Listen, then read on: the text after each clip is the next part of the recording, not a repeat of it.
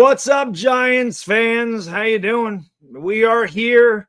We are happy. You know why we're happy? Because this season is freaking done. Thank God for small favors.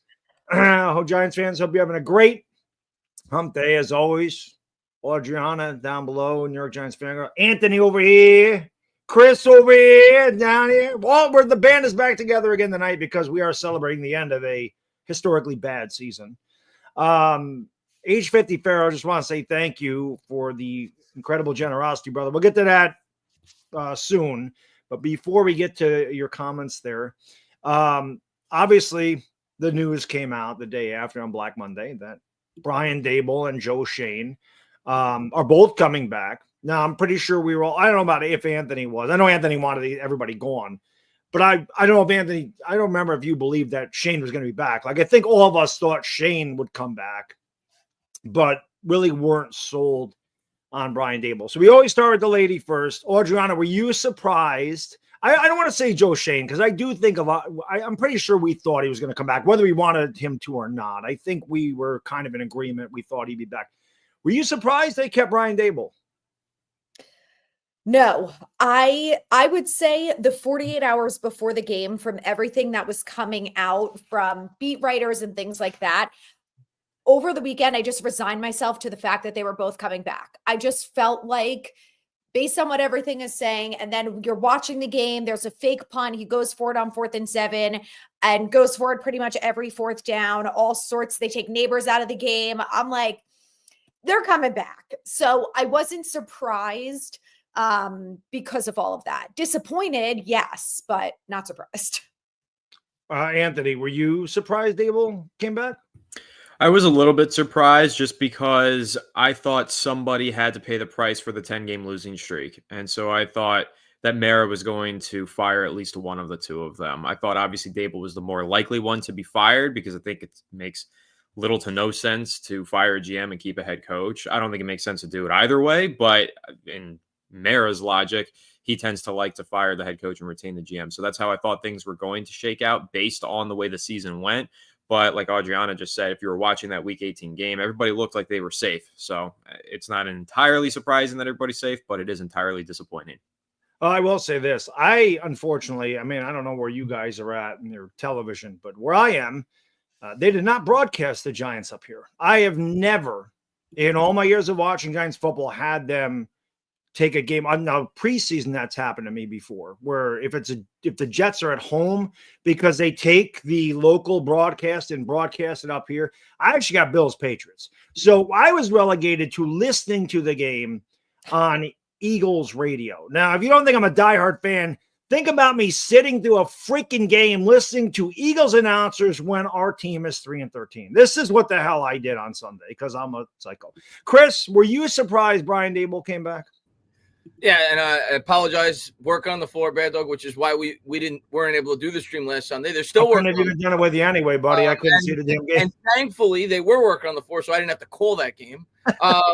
But because it was horrible. But yeah, as I said on the show, weeks leading up until the final week, I expected and my reasoning for why I expected that they were going to fire Daboll and keep Shane was because I thought Mara would have wanted more leeway next year. It would have taken some pressure off from Mara not to have to make wholesale change had he fired Brian Daboll and they brought in a new coach, because then conventional wisdom would say, well, you can't fire the GM with a coach for 1 year with a rookie quarterback. So I think that's where they were going to go, which is why it got leaked from all the beat reporters weeks leading up into it. But like Adriana said, as it got closer, like the week before, and then as it got really close, and then seeing how they operated from within the game, I was resigned to think that they're going to bring both back. And if I had to guess what I think happened was, because Mara came out and said that they had a meeting on Friday, this is just a guess on my part.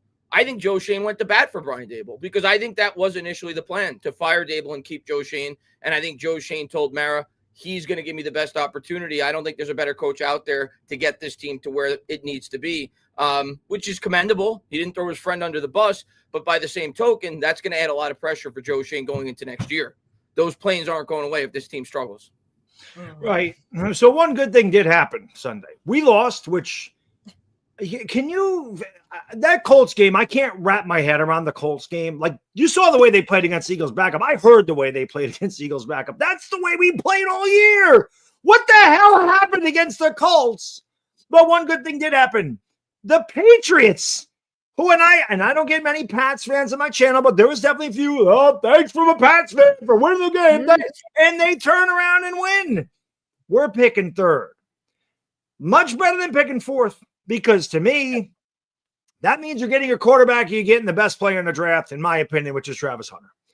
So, Anthony, how do you think this is going to play out? What do you think? Who do we get? Who do you gut feeling? Who do you think we're getting at 3?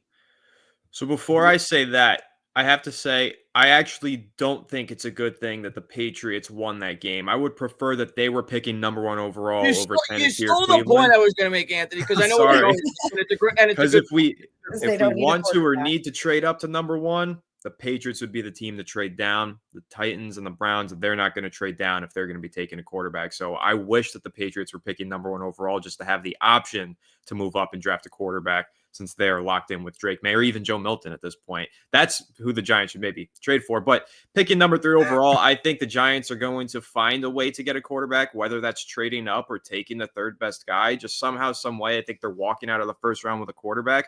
But if it is Cam Ward and Shedeur Sanders off the board 1-2 and Drew Allard doesn't declare, I think they're going to take Travis Hunter, the best player in the draft, and hopefully try and figure it out with their next pick. But I think that next pick will be a trade up into the first round, similar to what the Ravens did with Lamar Jackson. And it makes sense because you trade up into the first round and get the 5th-year option. Exactly. So there's no way the Giants are picking 34th if they're taking. They're definitely going up into the first round. That would make all the sense in the world. Chris, how do you feel about picking 3rd? Gut feeling, who are the Giants drafting in April? Yeah, I said it yesterday in my live stream, and this may change, and there's the knocking on the wood, so hopefully that doesn't continue as I talk. Yeah, I mean, I said it yesterday, and maybe I'll be dead wrong, but today I feel like it's going to be Shedeur Sanders. I think Deion Sanders is going to force Shedeur Sanders to the New York Giants. And I think he's going to have a backdoor agreement that he doesn't want to play for those 2 franchises. My logic is pretty simple. He's not going to want to play for the Browns because they've had 5,000 quarterbacks over the last 8 years. That screams instability at the position. The Giants gave Daniel Jones 6 years. Where would Deion Sanders rather force his child to play? And Tennessee just fired their general manager after 2 years, which Deion Sanders commented on that publicly on Twitter. Again, screams instability.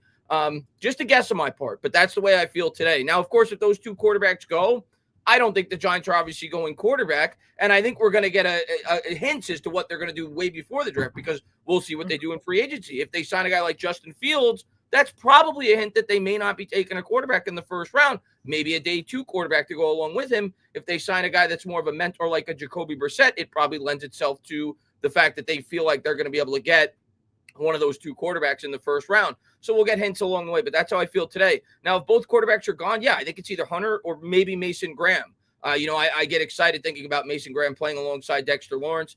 Can't go wrong either way, but Hunter's probably the pick. I think he's the best overall player in this draft class. Adriana, gut feeling, where are the Giants? Who are they picking in April? I feel probably about the same, that it's either, I actually think it's either Ward or Hunter if he somehow makes it to them. But for the sake of this argument, I'm just going to say something different just to spice it up. I'm going to throw out there that I think the Giants move, if both quarterbacks are gone, I think they potentially move back to 5, get another pick, and they take Abdul Carter and they trade Kayvon. Wow, that would be. What do you think they can get for Kayvon? A 5th? I actually got a good question about Kayvon that I was asked in my live stream yesterday, and I didn't have the answer for it. Would you guys extend, because they have to make this decision by April or May, would you guys extend Kayvon on the 5th-year option? It's about, I think it's $16 million. And you may say, no way, coming off the year that he did, but $16 million isn't a whole lot for an edge rusher. And if Kayvon has a big year, he's going to demand $30 million. So I think that's actually a tough decision for Joe Schoen, especially because he spent the 5th overall pick on him. Yeah. Well, again, Chris, I think you'll find out in free agency, like what they do, and I think if they don't sign him to a 5th-year option, maybe Adriana's right. You get Abdul Carter to replace him. I like Abdul Carter. I'd be fine. It's a very interesting situation that the Giants are in. No question about it. I personally Cleveland's weird. It's a while. Tennessee's definitely taking a quarterback. Cleveland's weird because they restructured Deshaun Watson's contract. I think the next 2 years, it's like a $75 million dead cap. Like they're stuck with him. So do you keep him there as a backup and you use Shedeur Sanders or Cam Ward or whoever, or do you just say, well, we're stuck with him. Let's get the best player in the draft in Travis Hunter and worry about a quarterback at another time because they still have Deshaun Watson. So gut feeling for me, I have a feeling Cleveland is taking Travis Hunter. I have a feeling we're going to end up with Shedeur Sanders. That's my gut. That's not what I want. I want Cameron Ward, but I have a feeling Shedeur Sanders will be a Giant. Even though he put those cleats, he had those cleats made when we were the first overall pick, and now we're the third. I still think he ends up here. Because, if you're Dion, you say, well, shit, they gave Daniel Jones 6 years. They can give my kid 6 years, and it's New York. I mean, we're talking prime time, right? Deion Sanders, he's kidding Tennessee or Cleveland. That don't make sense, right? The NFL wants money, don't they? That's why we've had a show together for so long, Bad Dog. We think alike, and I that's honestly how I feel, man. I really feel Deion Sanders is going to try to pull a Manning and try to get his son on the New York Giants. It just makes too much sense. Those other two situations, he's going to look at unfavorably. So that's where I'm at. I think we're in agreement there. I have a thought about the Titans. Will Levis is so young that now that they have fired they fired the head coach too, right? And the GM, they're starting all over with this quarterback. That's the head coach. The head coach, fired the GM. They did that was stupid. I'm going to stick with this for a second though. So they're going to have a new GM coming in. What if they keep Will Levis and they end up taking a veteran like Kirk Cousins, Jameis Winston, and use that as an opportunity as their bridge quarterback and trade out from 1 to 5 so they can get a first-round pick for next year and get a better quarterback in that class? Because that roster sucks. They also went 3-14. They need a lot of help. I don't know. Could be a possibility. You never know. That is possible. It's possible. Definitely possible. I mean, but the man puts mayonnaise in his coffee. I mean, he shouldn't be on any NFL team, man. Guy's got deep-rooted issues. They did get a mayonnaise commercial out of it, which topic for another day. Lifetime supply. Didn't they make like mayonnaise flavored cologne? Sorry. I think he had like mayonnaise flavored cologne too, or something like that. Like something wild. Yeah. He's a freaking weirdo. Yeah. I don't know what to say. All right, let's get to this because I want to make sure I get to Pharaoh's thing. So this is in like 6 parts. He gave us a nice paragraph, a term paper here with what he wants to do in the offseason. So I want to make sure I put these in order. So, okay. H. Pharaoh, thank you, brother. Let me get rid of this. Hold on 1 second. Let me get rid of this for a second. There we go. Where am I? There we go. He says, number 1, sign a veteran quarterback. Example, Justin Fields, who is probably, out of all the guys that they could go, that's probably my favorite. I don't know how you guys feel, but he's probably my favorite over Winston and over Kirk Cousins or any of those guys. It's probably Justin Fields because he's a young guy, and I feel like he's got the most upside of anybody else. We know the other guys are. Draft Ward to trade up, I give a first-round pick. Do you think they can trade up to get Cam Ward? Probably, if they were willing to give a future first-round pick. I don't know if the Giants should do that. Because odds are the first round pick next year is going to be a top 5 pick too. I would think so with the schedule we have. Yeah. So, I mean, you're giving up a lot. I mean, but if Cam Ward hits it, it's worth it. But my guess is they'd have the opportunity to do that if they wanted to. Sure. Okay. Oh, it also depends on how strongly the Titans feel about him. If they love him, they're not trading out of it. But I don't follow the Titans. I wonder if the Titans scouted him at all, or who they were out there scouting.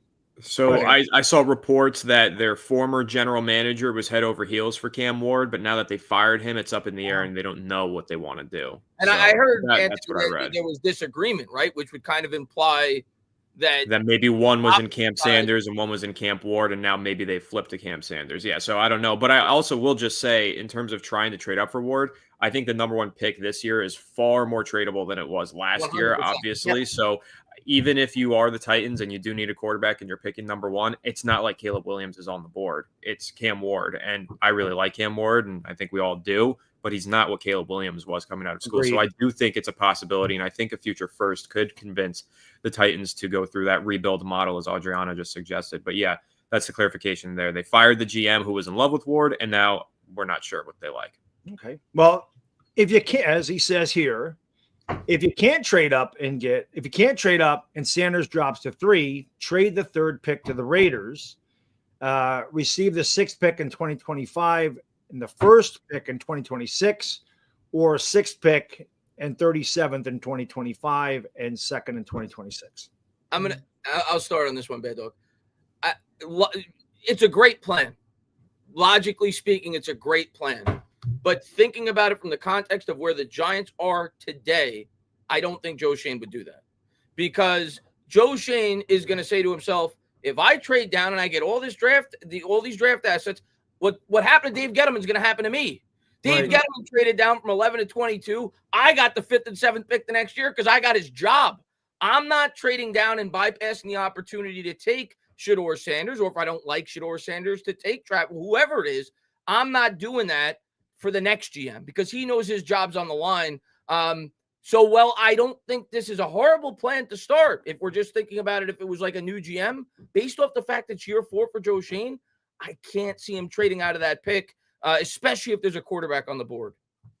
Yeah, I said the same thing. It's hard for him to kick the can down the road because he doesn't know how long that road is. The Giants have a brutal schedule. They have the toughest schedule in the league next year.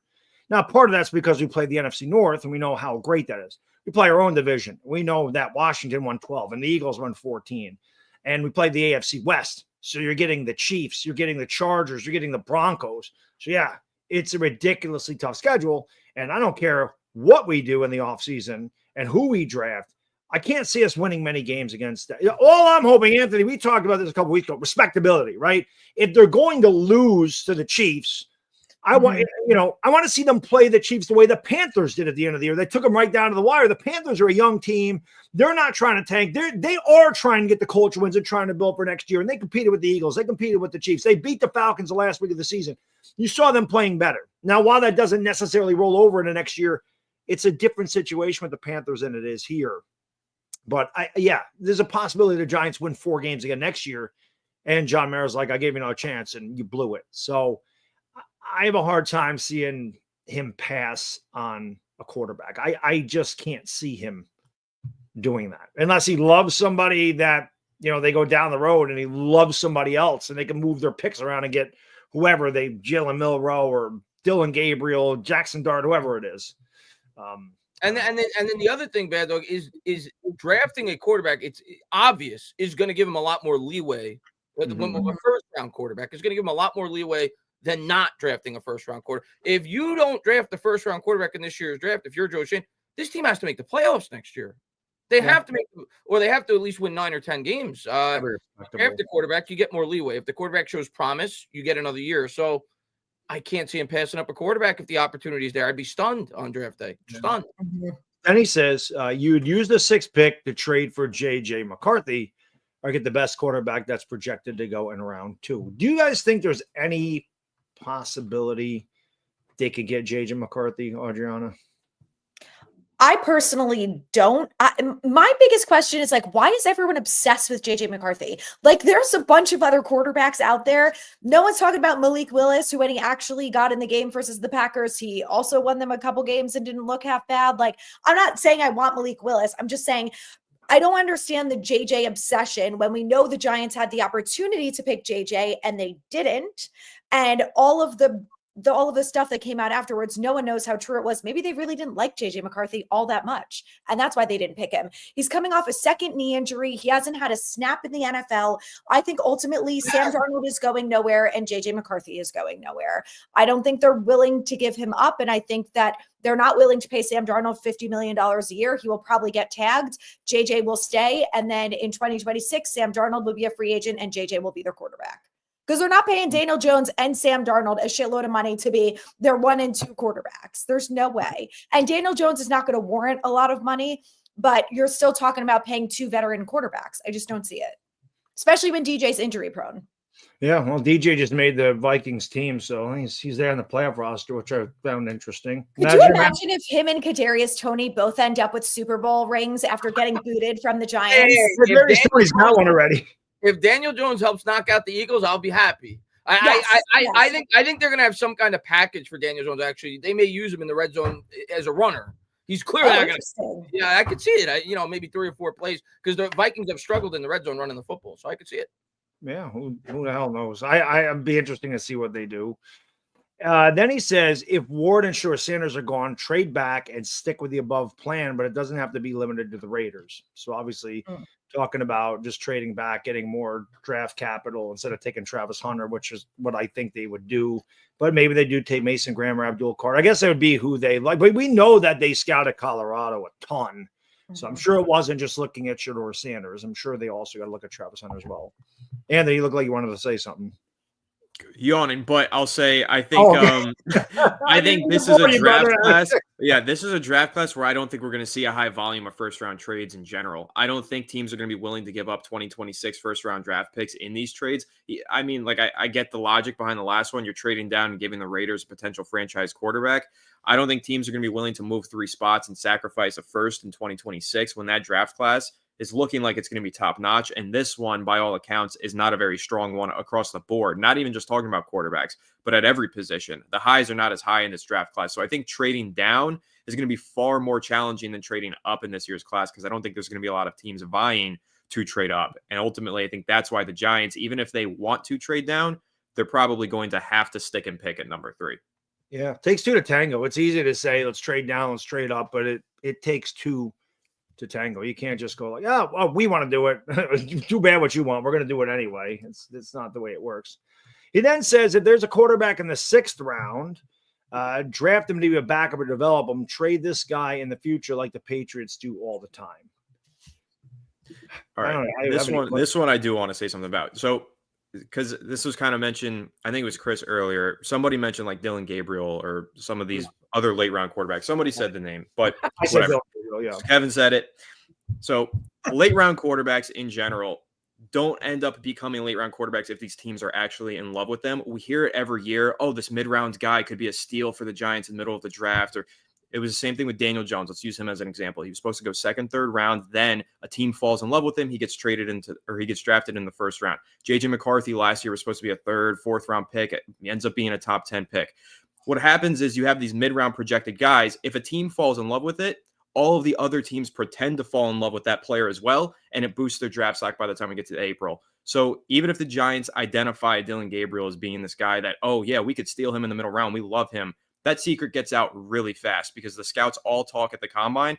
That makes him at least a 2nd, 3rd round pick, if not a 1st round pick, just because a team is in love with him. That's how the NFL draft works. The draft grades for the quarterback position, they get thrown out of the window. And when one team falls in love with a guy, all those other teams reevaluate how they look at that guy, and then they start buying in on it too. That's exactly what happened with McCarthy. He was supposed to be a mid-round pick. Somebody said, okay, you know what? Let's take a closer look. Should he be a 1st-round pick? Then everybody else reevaluated the film as well. Then he ended up being a 1st-round pick. So I think you have to have a little bit of caution to the wind here when talking about guys who you might be able to draft in the late rounds of the draft, because that might be their projection right now. But once they get to the combine, they talk to these teams, they get them on the whiteboard, and one of those teams falls in love with them.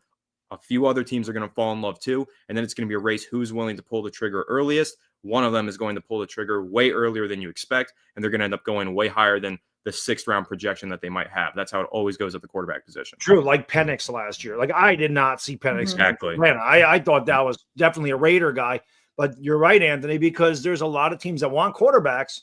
And teams, at that point are going to, well, I can't, because if they're picking 16th, say, and they want a quarterback, they're not going to wait to their 50th pick to maybe he'll fall to us, or they're going to have to make a big time trade up to get back into the 1st round. They're picking in the middle of the 2nd round. So it's very possible to say we're drafting them early. We don't want to take a chance because Chris, you mentioned a number of times. If you love a quarterback, you take a quarterback. You don't wait for him to fall to you. You take the quarterback. And I'm not against drafting 2 quarterbacks in the same draft. We've seen teams do that. Like if you want to take a Shedeur Sanders or a Cam Ward with your 1st round, and then you want to take another guy in the 4th or 5th round, like Milton, for example, last year, right? He was a 5th round pick, 6th round pick, whatever he was.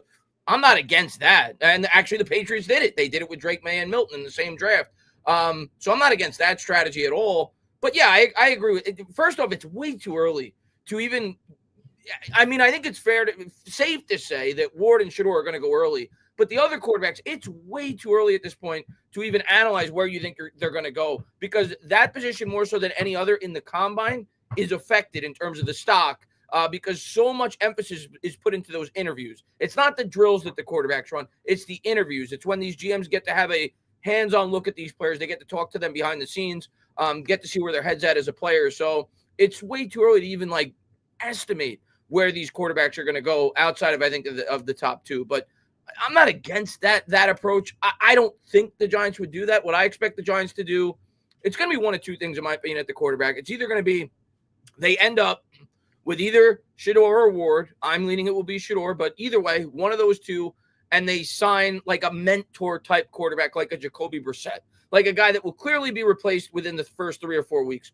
Or they go the other route where we talked about like a guy maybe with a higher ceiling that maybe potentially could be at least a short-term starter if things work out, kind of like what Minnesota did with Sam Darnold, with a guy like a Justin Fields.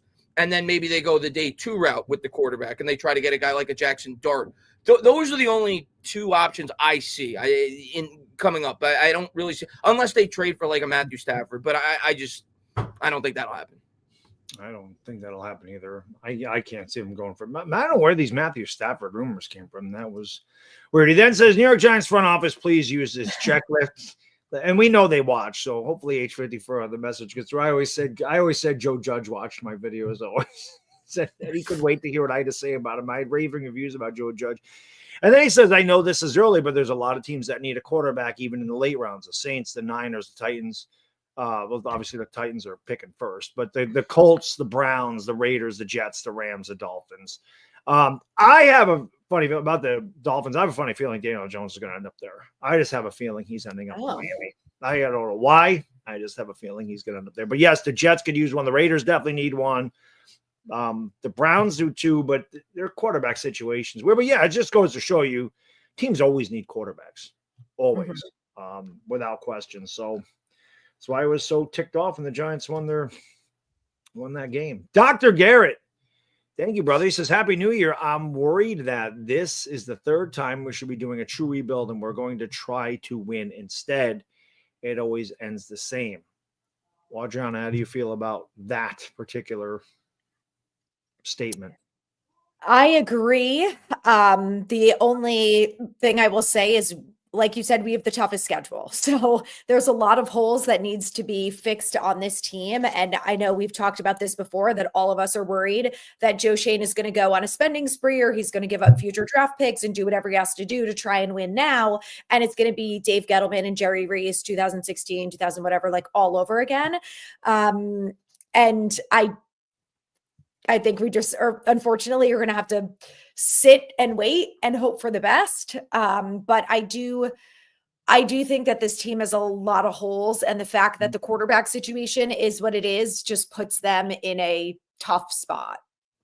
Anthony, what do you think? I mean, if you're going out and signing big free agents, it doesn't really necessarily mean. I mean, you're obviously still trying to win now, but that they could definitely be part of a rebuild, right? I mean, T. Higgins can be part of a rebuild if they wanted to go that route. I mean, I know you're throwing a lot of money at him, but I think it depends on the age of those free agents, and it depends on the structuring of the contracts, because if you're backloading them, then you're not rebuilding because you're trying to win now and you'll worry about the money later. But if you're front loading them and you have an opportunity to get out of those contracts pretty quickly, then I would say that they work in line with a rebuild. But I will say to this comment, I am also concerned about this. That's why I wanted to clean house. I wanted new perspective in here to rebuild from the ground up. And I think that the true rebuild doesn't begin until the Giants rebuild inside of their own organization and the front office. So that's what I'm holding out hope for. If it does blow up once again in 2025, then in 2026, finally they actually bring in a third party or something to reevaluate, do whatever they have to do, but rebuild the organization as a whole, because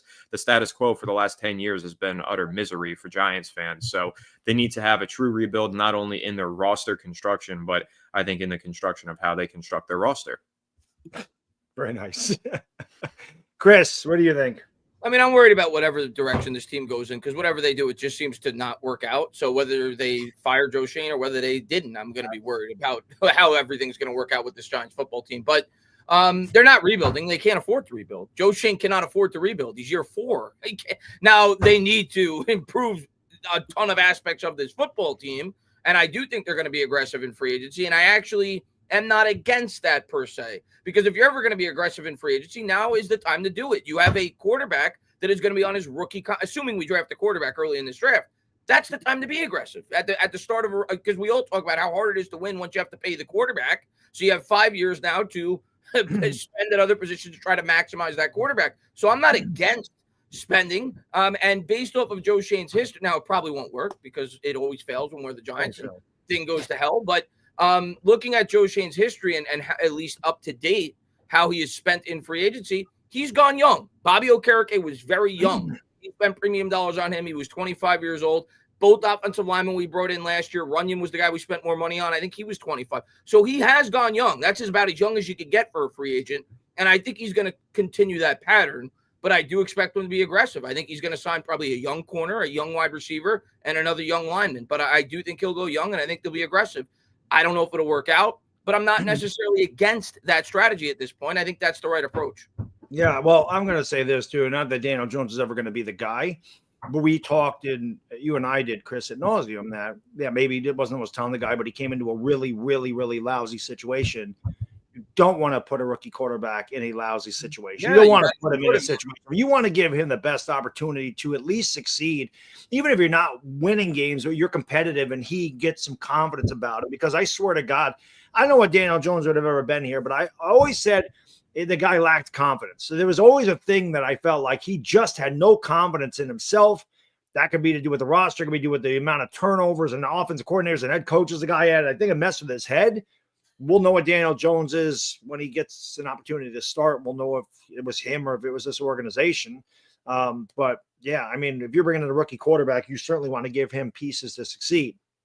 So I'll lead him with this. Giants, Chris, you're the GM. First free agent you go after. You saw what I put on Twitter. That's the guy I'm going after.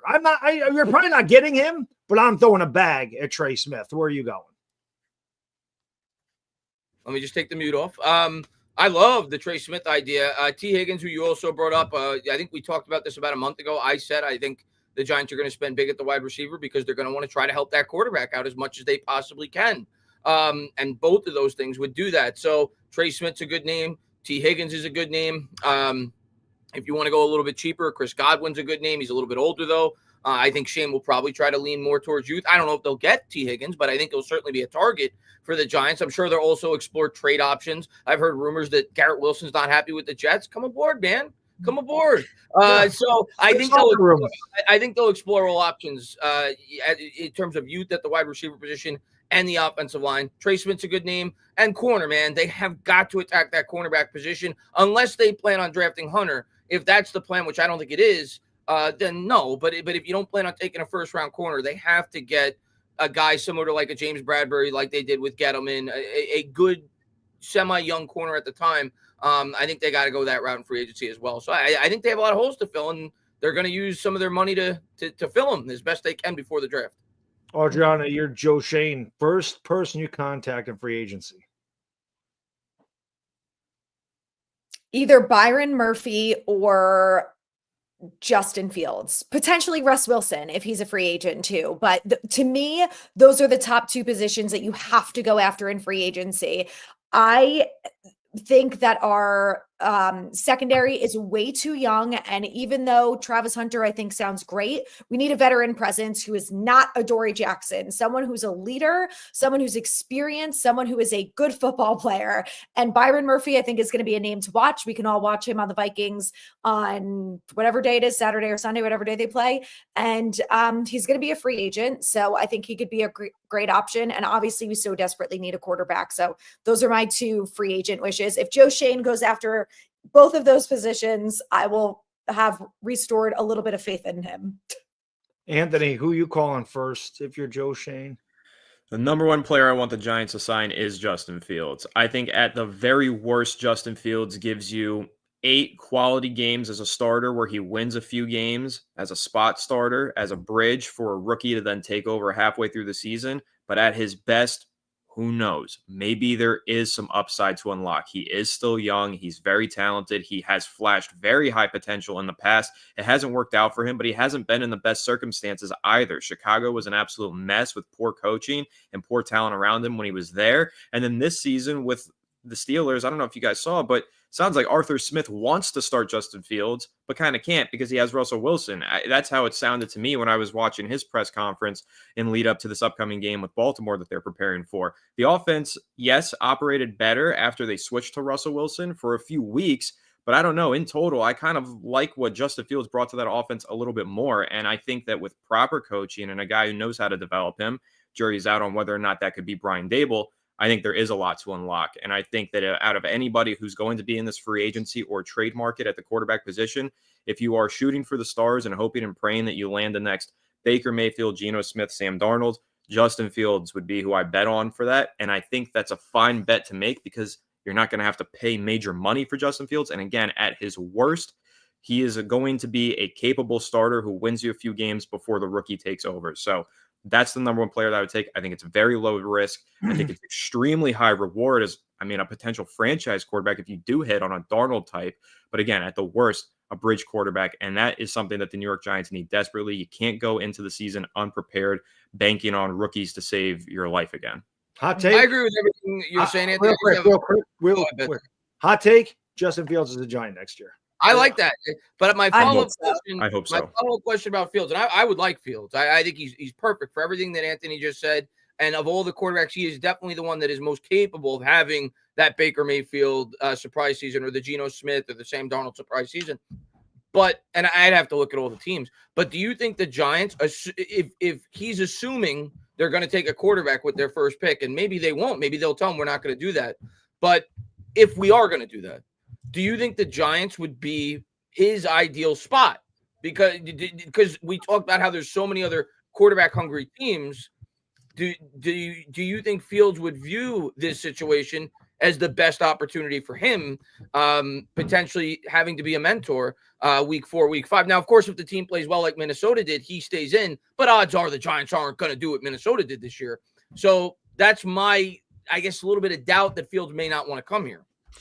Yeah, I think maybe not. I think there are a few selling points for the Giants to pitch to Justin Fields. For one, he gets to throw the ball to Malik Neighbors going into his second season in his career. And I think that's big time. Any quarterback wants to throw the ball to Neighbors. Even if you're a bad quarterback, and the Giants only had bad quarterbacks this year, at times Neighbors even found a way to make those guys look good. So I think Neighbors, not really good, but good enough. So Neighbors is phenomenal. That's a selling point. And then I think the second one would be if you're Justin Fields and you've been in the league now for, I guess, 4 years or however long he's been, and you're looking around and seeing all these different quarterbacks and the success that they're having, and you're looking at coaches that you might want to be mentored by, I think Brian Daboll still comes to mind. I know that Giants fans have soured on Brian Daboll, but realistically, players still respect him around the league. Whether the Giants locker room is intact or not is another conversation, but the outside perspective looking in, I have to imagine Justin Fields would be chomping at the bit to be coached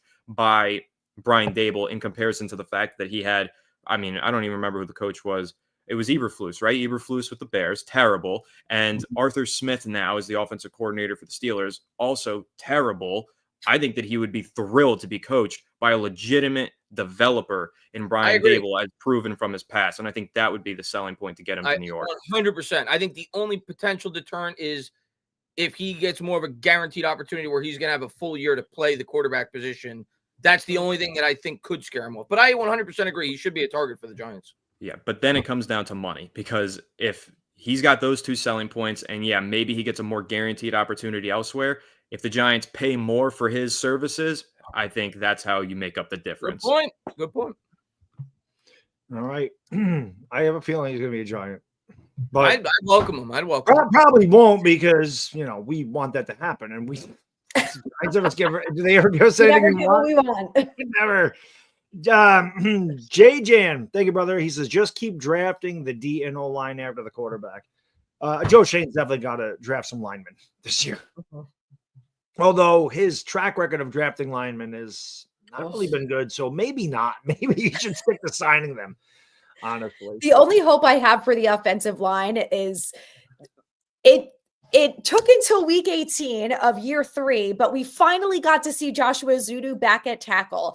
And it just gave me like the slightest bit of hope that Evan Neal is next. And maybe if they finally put players in the original position that they were drafted to be, maybe we will have a functioning offensive line and we can actually draft someone and put them in the correct place. Thomas has to stay healthy. I mean, that's the big thing for our line. He's got to stay. He's the anchor. He has got to stay healthy.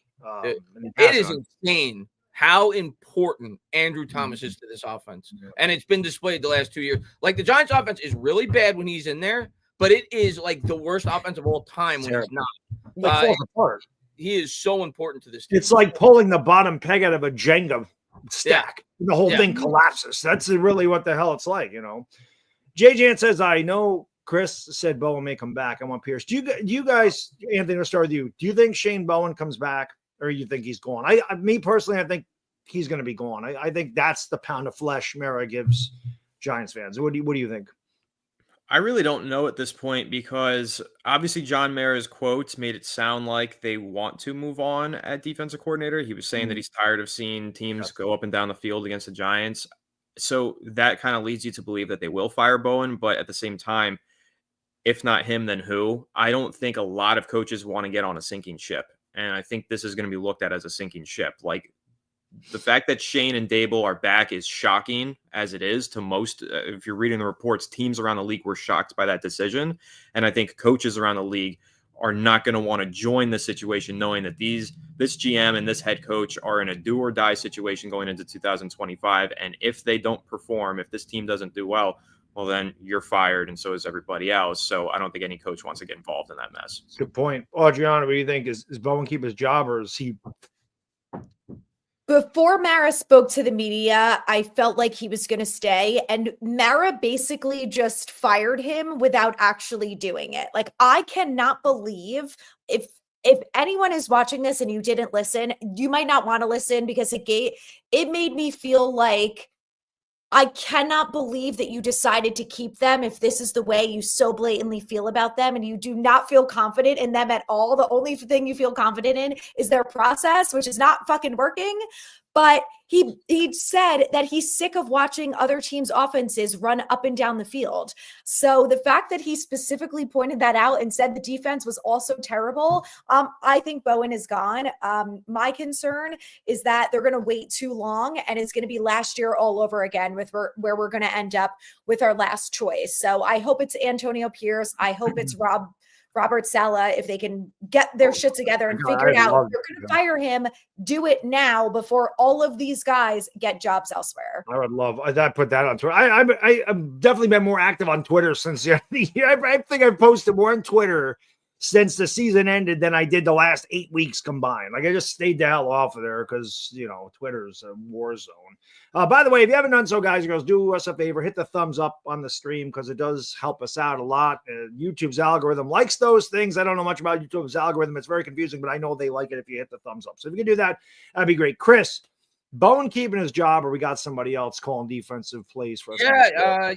Yesterday when people asked me, not that I'm like, I know for a fact he's coming back, but I was leaning he was coming back for mainly the reasons that Anthony stated. And adding to that, also tack on the fact that you just fired Wink Martindale the year before, and word came out that you didn't work well with your coaches, specifically on the defensive side of the ball. So now you're going to fire this guy after 1 year? And I'm completely for it. I think Shane Bowen sucks. I think this defense was completely underwhelming. I'd be completely fine getting him out of here. But logically, I don't know if Daboll, and especially because it's not going to be viewed as a very attractive destination, because a lot of people, even if it's not true, even if Mara plans to give them another year, they are going to be viewing it as this may be 1 year and I'm out. So that's why. But then I go on Twitter and everybody's convincing me that I think, like Carl Banks said, that Bowen was horrible, so everybody just calls him a shill because he works for the Giants or whatever that means. And everybody's saying, well, that means Bowen's going to get fired. So I don't know. It's head games at this point. We'll see what happens. I'm still slightly leaning Bowen's going to be back, even though I don't want it, for the mainly for the reasons that Anthony stated. But I wouldn't miss a second of sleep if they fired Shane Bowen. The defense was completely underwhelming this year. Now, just to add to what Adriana had to say, Mara in that press conference was awful, regardless of how you feel about the decision that the Giants made. And I know Anthony wanted him gone. I personally thought it was, even though I'm not like cheerleading for it, I personally thought I would have kept Shane. So people are going to differ on their opinions. Regardless of what your opinion was, the way that Mara came across in that press conference, he talked like he was a fan. Like you're the owner of the football team. He is a fan. You have to back them up. You're supposed to sell the fan base on a vision, on hope, not act like a fan. He's going. Oh, I don't have any faith. I don't have any faith. What are you talking about? Like you have to lie. Right. It was horrible. It was horrible. That's saying that if he's a fan, it's his problem. Him saying that if a year from now we're in the same spot and he's just going to stand here and take the heat for it, I was like, that doesn't make anyone feel good. You are not helping anyone. We already know we have the toughest schedule. We already know that Joe Schoen's back is against the wall. We know that Brian Daboll has one foot out the door and just makes terrible decisions, has the most undisciplined team we've ever seen. And now the owner is coming out and it's just like, yeah, we're probably going to be in the same spot a year from now, but like, what do you want me to do about it? The only thing that makes any sense to me why he came out that way, and it was definitely a horrible strategy on his part, was that he was trying to show that he feels the same way the fans do. Like he's just as upset as they are, but he did not do it properly. It came across that he was thinking way too emotionally, but I think he was trying to connect with the fans. Mm-hmm. I liked it. I think I'm the only one that liked it, but I liked it. I appreciate his honesty. That he is frustrated and he is no longer using the company lines and he's speaking freely. And I think that is something that the Giants need to do more of. Like, at least let us know that there is a pulse in this dying organization. Let me know that somebody cares about this. I appreciated the honesty. And also, I write about the team, so I liked the quotes. There you go. Okay. Speaking of which, Anthony mentioned that. I want to go back to your point. Yes, don't you know that if you give anybody on the Giants a compliment, you're a shill and you're paid by the New York Giants? Don't you know this by now? You've been on here long enough that if we ever gave Daniel Jones any modicum of credit, a crumb of credit, oh, you guys just love Daniel Jones. You're just Daniel Jones lovers. Yeah, you've always loved Daniel Jones, man. I'm sure my reaction to him being drafted certainly showed my passion for that draft pick, right? Timothy, thank you. He says this channel was recommended. When did the Fab Four join forces? This is great. Thanks for doing this. Thank you. This is actually we have a production team that puts this together. Big shout out to our production team led by Borna and Matt, kick-ass guys. Yeah, they put us together and we do this once a week. And depending on how busy we are in the offseason, maybe we do 2 shows a week because there's not a lot of stuff to talk about anymore, you know, as far as like covering the team. So we'll see, but we've been doing this 3 months, guys, 2 months, 3 months. Yeah. October. Right since the middle of the year. So probably 10 weeks. About Maybe. 3 months. Timothy, good to have you aboard, buddy. So yeah, let everybody know, guys, because I don't know how YouTube recommends stuff or whatever. I always try to post it on the community notes that we're going live, but not everybody subscribed to me. So who knows? But yeah, we enjoy doing this, man. We have a lot of fun and we got a good crowd. I mean, there's over 400 people in here already. So let's keep growing it, man. It's good stuff. Appreciate you guys. Age 50, thank you, brother. He says, thank you, Giants Collective, for getting through all my messages. I really want Ward. What do you think about the Giants keeping Slayton or Ojulari? Chris, I'll start with you. I got to run to the bathroom real quick. Yeah, Chris, you go to the bathroom. I'm leaning they're not going to keep either one. Because I've said that I think they're going to spend at wide receiver. So if I think they're going to spend at wide receiver, that means they're going to let Slayton go. They're not going to. Now, maybe they will keep Slayton. If they do, obviously, don't expect them to bring in a high-profile wide receiver. So we'll see. But I'm leaning they're going to let Slayton go.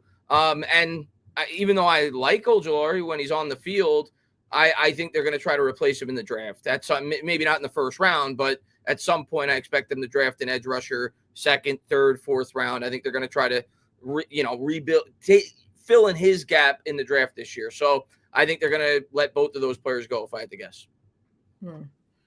I think Slayton is definitely gone. I think on his own doing. I think after his production severely dropped off when DJ got released.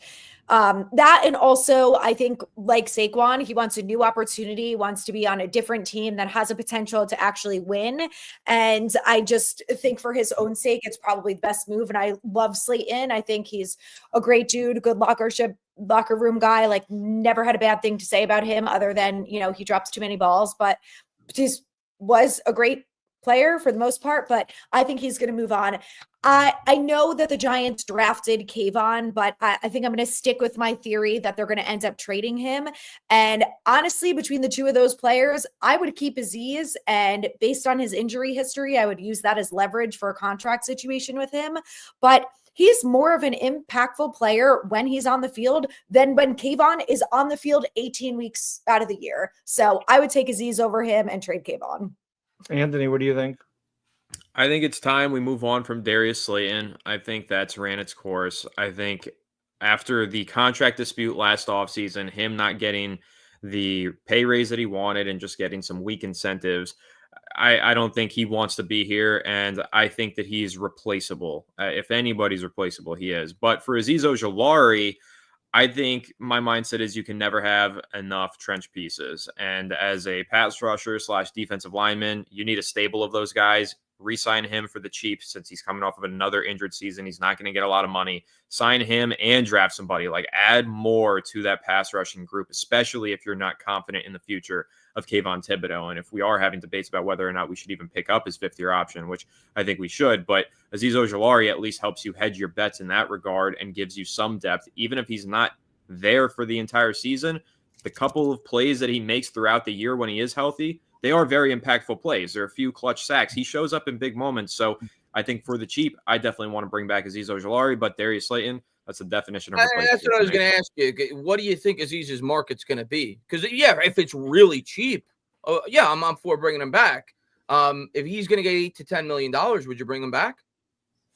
I just can't imagine he gets $8 to $10 million. I don't see how he gets. A lot of money, man. What did Lorenzo Carter get when he left? Wasn't it 6? But now you spoke 3 years ago, so the market's different now. But sure, but I also think Lorenzo Carter was somewhat healthier than Azeez was. So I think if it's 5 or 6, I think I'm for that. I just have the mindset it might be closer to 8. But if it's $5 million, I hope they bring him back. Real quick, Adriana, what do you think Jaylin Hyatt's future is with this team? Obviously, Jaylin Hyatt was not very happy. You could tell he's usually an upbeat guy. He was not happy talking about the season, and they didn't use him for what for the life of me, I can't figure out why they didn't give him a chance. I'm not in the locker room. I'm not at practice. I don't know what the deal is. What do you think his future is with the Giants? You think he's back here next year? Or think he's gone? I think because he's on a rookie deal, they'll keep him, especially if Slayton goes. I think they're going to try and do their best to force him into some sort of role here. I don't know if that means he's, Slayton's replacement. Based on what we've seen so far, it's not even close. But, my favorite thing about the Daboll and Hyatt thing is that Daboll, who gives us nothing, literally nothing in every single press conference, it's the same bullshit over and over again, went out of his way when asked about Hyatt at some point this year to say that him and Hyatt have the best relationship on the team and they are very close and, communicate a lot, which I think is comical. But I get the vibe that Hyatt is not fully invested. And it's just like what I've seen from him on the field and things like that. And I'm not in the locker room. I can't back this up with any of my own personal experiences, but it's just the feeling that I get. And I think the fact that Daboll had to come out and say that, he's like trying to overcompensate. But I do think that with Darius gone, in theory, that maybe he's going to feel like, okay, I actually have an opportunity to play. And I don't know, maybe he's going to try a little bit harder because of that. But I would like to see more of him. I loved Hyatt coming out. I was so excited when they drafted him. I was like, this guy's going to be our future. And I just have been wildly disappointed. Yeah. Anthony, what do you think his future is? Does he have one? I think he's got a future on this team.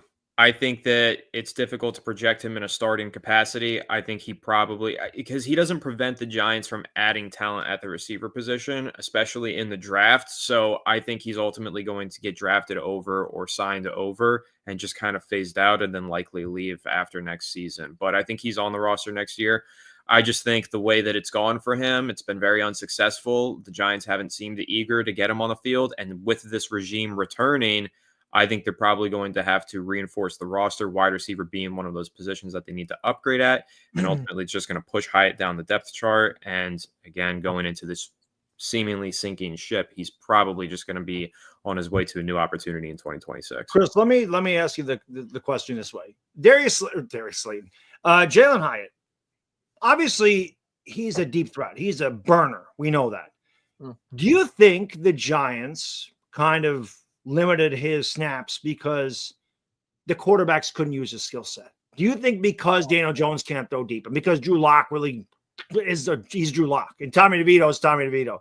No, I really don't. That's possible that if they get a guy with if they brought in Justin Fields, do you think Jaylin Hyatt could see more time with a guy that they say, hey, we think Justin Fields has a good arm. He can throw the ball deep. We could utilize Darius Slayton more. Do you think he gets more time that way? He might, maybe ends up improving if you get a quarterback that could throw the ball deep, but I don't think they limited his time on the field because of the quarterbacks that we had.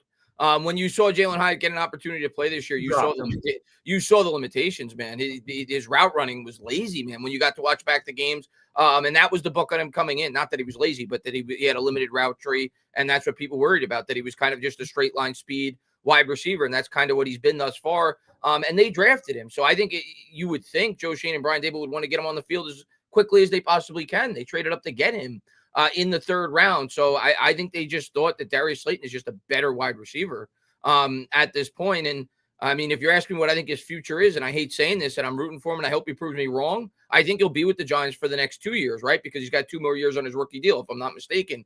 But his future is probably the XFL. I don't think he's gonna be with the Giants very long. You think that to Adriana's point, saying he doesn't seem like he's fully vested, do you think that comes because he's disappointed that he's not? Is it like a catch-22, like the chicken or the egg? Is he not fully vested because they're not giving him an opportunity? He's like, well, what the hell, man? I maybe he went in there thinking with high expectations. You trade up to get me, they're going to use me, especially this year. They're going to use me more, and they don't. And I hope he proves me wrong, and I hope he's great. And I just feel like there's a lot of times with these straight line speed guys, they don't, like Henry Ruggs is another one. I mean, obviously for other reasons, but there's been what's his name? The guy that we got from the Bengals, Ross. Like, I feel like I hope I'm wrong, but I feel like he's trending towards that. But also Hyatt's a burner, but the guy did win the Blitnikoff Award. He did. That's the best part. I was just about to say that. Yeah. Ross didn't win that. If you look at the Blitnikoff Award winners since 2018, all of them are good except for Jaylin Hyatt. It's like somehow, some way, the Giants were the only one out of the last 6 years of Blitnikoff Award winners. We got a bad one. Malik Neighbors made up for it. He did, but it's just funny how that works for us, isn't it? It's crazy. So classic. Yeah, thank you, man. He says, if we can't get Cameron Hunter, what about Tyler Warren, tight end from Penn State, beast of a tight end and multifaceted threat? Well, I don't think they're going to draft the tight end third overall, especially since they just took Theo Johnson last year. I gotta be honest, I haven't watched a lot of Tyler Warren, but I can't imagine he's better than Brock Bowers. So I'd be shocked if he went maybe goes top 10. Giants aren't taking him third though. Tight end is the last thing I'm thinking about right now for the Giants. Not to say that I think we have great tight ends, but we have so many other needs. We have a lot of other. We have suitable tight ends that we could get by with. I'm not thinking about tight ends. Yeah, I can't see them going to. Not the first few rounds anyway, because we need a quarterback. We need more offensive linemen. We need a cornerback. We need another wide receiver. We have so many other. Probably could use another safety. Pinnock was kind of underwhelming this year. Like we could use everything on this team. How much do you guys think, Anthony? To start with you, and then we got to get out of here because it's been an hour. But I'm just curious, and you might have mentioned this before. Again, I lose track of stuff because I do a lot of shows on here, and I forget who says what. And maybe Adriana said this.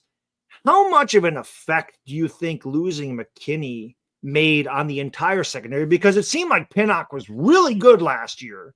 Deonte Banks was not really good, but he was good. He was good for a rookie. McKinney leaves, and all of a sudden that secondary just falls apart. I mean, how much of an impact do you think that had? I've been huge on this all year. In the offseason, I was campaigning. I was like, oh my God, please re-sign McKinney. I was willing to die on the hill that letting him go was a mistake. And I think we can all see now, at least in some respect, that it was. I think the impact that he had as a leader in that locker room was so important. He and Deonte Banks were like best friends. Anytime Deonte Banks made a play last season, the first person to jump up with him and hug him and give him a pat on the helmet, it was always McKinney. Even when he made a bad play, first guy to pick him up was McKinney. They hung out. They were doing live streams playing Call of Duty and shit in the offseason together. They're best friends. I think that loss was not only a loss in talent for the secondary, but in mentorship and friendship for Deonte Banks. And I think it is important to have friends in the locker room and have a camaraderie spirit. And I also think it needs to be a reframing, because with McKinney, I think oftentimes we talk about, okay, we need to get a guy in there with experience and a veteran who can mentor these guys. They don't need to be 30-year-old cornerbacks and safeties to mentor. Like McKinney was from Alabama, played under Nick Saban, and had a lot of success already in the first 4 seasons of his NFL career in this big media market. And people liked him. So I think he is what you need to look for in leadership and mentorship. And I think it's an old way of thinking to say they got to sign a veteran to get leadership in that room. I think sometimes your in-house leaders are the young guys. Young guys can be your leaders, and they can do great things for you. And I think he was the guy that glued together not only that secondary, but honestly that defense, because I think he was that much of a leader. And I think losing him in many respects, talent and leadership and friendship level all across the board, it killed the camaraderie of the defense and made it such a worse unit, especially in the defensive backfield. Oh, Johnny, how much impact you think that hurt the rest of the secondary, losing McKinney? Big time. I just think it was so bizarre that we never saw any of that on Hard Knocks, and I don't really know what the full story was behind it. But between Saquon and McKinney, I wanted McKinney back more. I felt like he was more of an impact player, and we knew the secondary as a whole was quite young, that to have that type of leadership. And McKinney was one of the better players on the team last year too. And for a defense that needed some help going into this season, it would have been nice to have him back, especially knowing about him and Tay Banks. Now, I think it makes a bit more sense, as I think this scheme is part of it, and there's some other parts of it with Banks, but I'm sure that losing McKinney was also a part of it. Sucked for me. He was my favorite player, so I hated it. Chris, how much of an impact do you think that hurt? Maybe not even just the secondary, the defense overall, losing a guy like McKinney. Yeah, he's arguably, other than Dexter Lawrence, he was arguably our best player on the defense the year before. And, I understood why he didn't bring him back, but at the same time, I think that's a fair fault for Joe Schoen thus far, as he doesn't put enough emphasis on leadership. And I do think he thinks too much in terms of analytics or positional value, especially that he was young. So I definitely I was kind of in the middle on McKinney. I preferred him to be back, but I understood why they didn't bring him back, if that makes sense.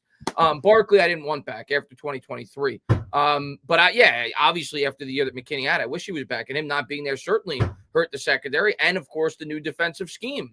Having Deonte Banks have to learn a completely new defense, I'm sure didn't help. And the fact that he was going to have to play cornerback 1 every week, didn't help either. So I think it's a culmination of multiple things, but McKinney not being there is a big factor for sure. Yeah, freaking sucks. We do everything wrong. Murphy's Law, man. Everything that can go wrong will go wrong for this organization. We're going to leave it at that. Great show, guys and girls. Thank you for tuning in. We always appreciate it. We'll see you next week. Same bat time, same bat channel. Maybe we'll have more news. Maybe Bowen's gone. Maybe there's somebody else. But as the offseason progresses, there's going to be a lot more news. And as we get into free agency, then we're going to have a lot to talk about. And maybe after, they make their signings in free agency, maybe we'll start doing some mock drafts on this channel just to see what the hell comes up, because those are always fun. And anyway, enjoy the rest of your night. Audrana, Anthony, Chris, thank you guys as always. And have a good night, everybody. We'll see you next time. We out.